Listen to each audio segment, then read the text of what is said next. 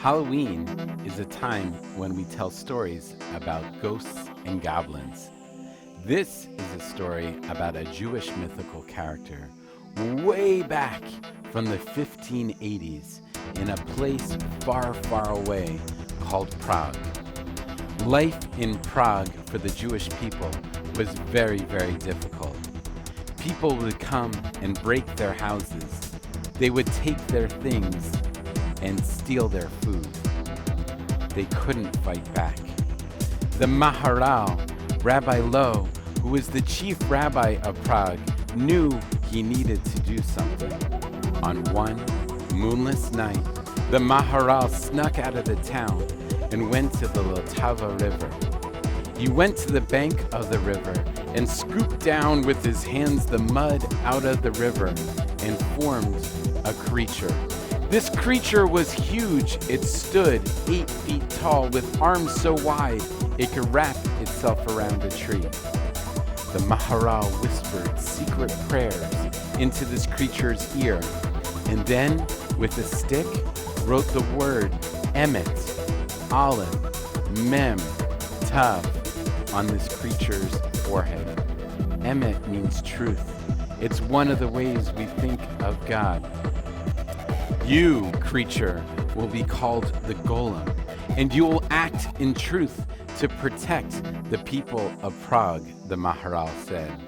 And with that, the Maharal commanded, "Rise and walk with me back to the town and protect the Jewish people." The Golem followed the Maharal back to the town of Prague, and just that night, people came to hurt the Jewish people of Prague. But suddenly their swords disappeared, their axes broke in half, and they were flying in the air. They didn't know what was happening, and they ran out of Prague in fear. The next night, more people came to hurt the Jewish people of Prague. But the same thing happened. Their swords disappeared, their axes broke, and they flew in the air because of this creature that all they saw was a shadow in the night. The next day, these people who wanted to hurt the Jewish people of Prague came during the day. They wanted to see what was stopping them from taking the Jewish people's food and destroying their houses. There stood a giant 8-foot creature right in front of the Jewish part of Prague, Emet written on its forehead. The people who wanted to hurt the Jewish people saw this giant creature and ran out of the town in fear. They ran to the emperor. They told the emperor of this giant creature protecting the Jewish people, and they said, "You need to do something." The emperor commanded Rabbi Lowe, the Maharal, to come to the palace and explain himself.